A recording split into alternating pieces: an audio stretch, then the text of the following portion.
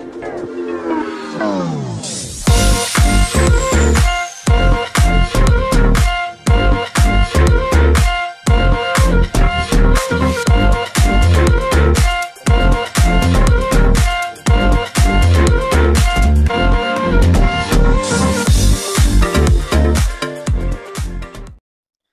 sejahtera Malaysia, selamat datang ke channel Fels Lifestyle.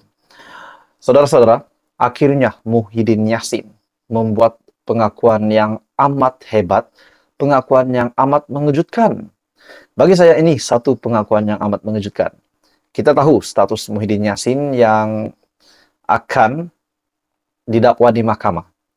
Dan setelah beliau membantu siasatan dan memberikan keterangan, dan bukan secara paksaan beliau datang ke ibu pejabat SPRM, tetapi beliau dengan pengakuannya hari ini, yaitu beliau ingin membantu siasatan, membantu pegawai SPRM, membantu SPRM. Akhirnya Muhyiddin Yassin buat pengakuan, di mana dalam satu ulasan, Muhyiddin kata, saya akan jawab di mahkamah. Wow. Muhyiddin Yassin buat pengakuan akan menjawab semuanya di mahkamah. Menurut Muhyiddin Yassin, berita ini pada 9 Mac, menurut Muhyiddin Yassin bekas Perdana Menteri, saya datang pagi tadi untuk membolehkan SPRM merakam percakapan tambahan saya. Saya hadir tanpa paksaan untuk membantu siasatan.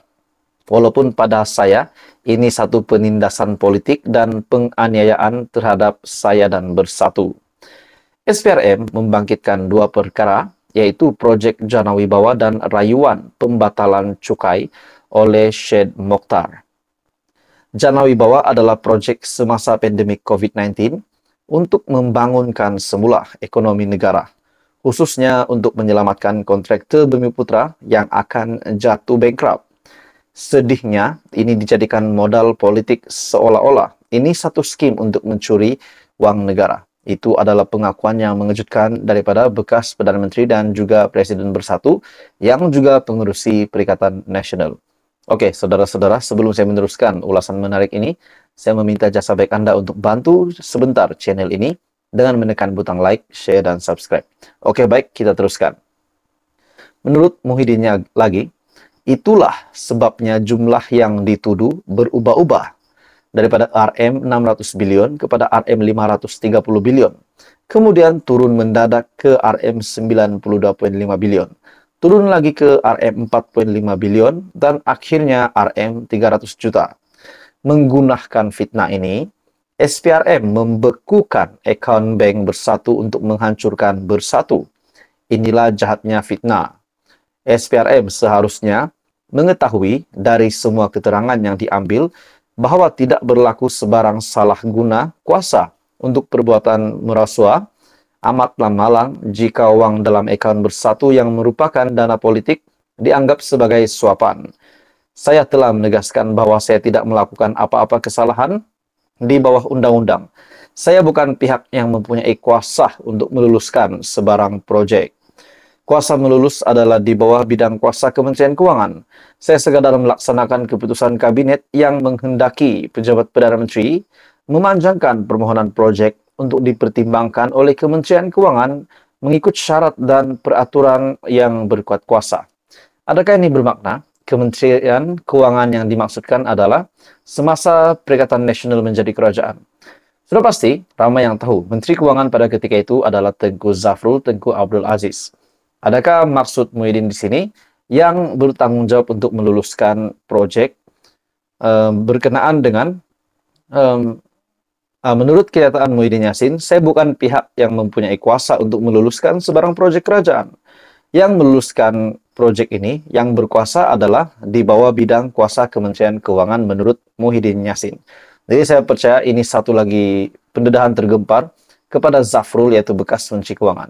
Jadi saudara-saudara, apa komen Anda? Teruskan bersama di dalam channel ini untuk perkembangan yang seterusnya.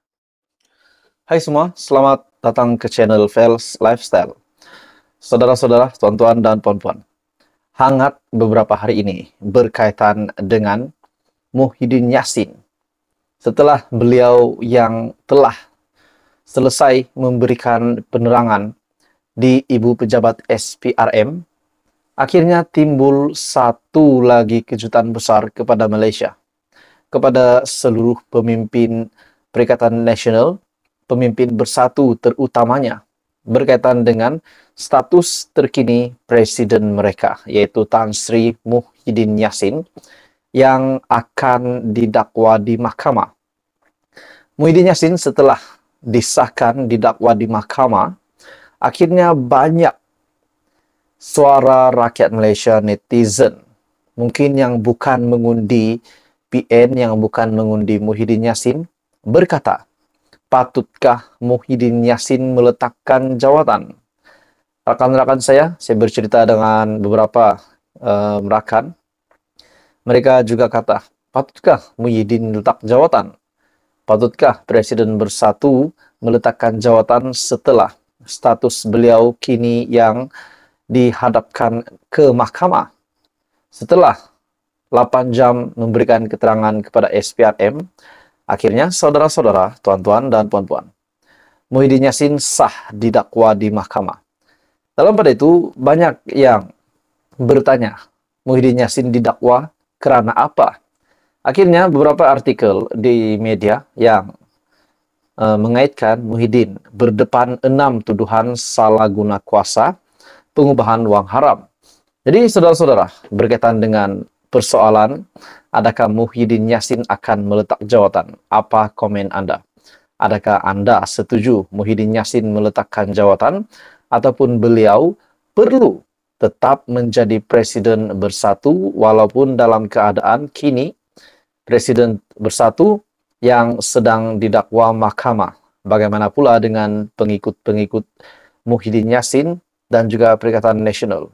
Oke, saudara-saudara, sebelum saya meneruskan isu hangat ini, saya meminta jasa baik Anda untuk bantu channel ini dengan menekan butang like. Anda dipersilakan untuk share video ini dan tekan butang subscribe. Menurut satu artikel, Muhyiddin letak jawatan Presiden Bersatu, tanda tanya, dan akhirnya tampil seorang pemimpin yang bersuara berkaitan dengan status terkini Muhyiddin Yassin di dalam parti PPBM. Muhyiddin letak jawatan Presiden Bersatu. Ini adalah penjelasan daripada Ketua Penerangan Bersatu. Muhyiddin letak jawatan Bersatu. Ini penjelasan Ketua Penerangan Bersatu. Presiden Bersatu Tan Sri Muhyiddin Yassin tidak perlu meletakkan jawatan dalam parti yang diterajuinya walaupun akan didakwa di mahkamah. Menurut artikel ini lagi yang saya petik daripada selayangpandang.net, tidak munasabah untuk beliau meletakkan jawatan. Kalau beliau hendak meletak jawatan pun kita tidak setuju, katanya ketika dihubungi.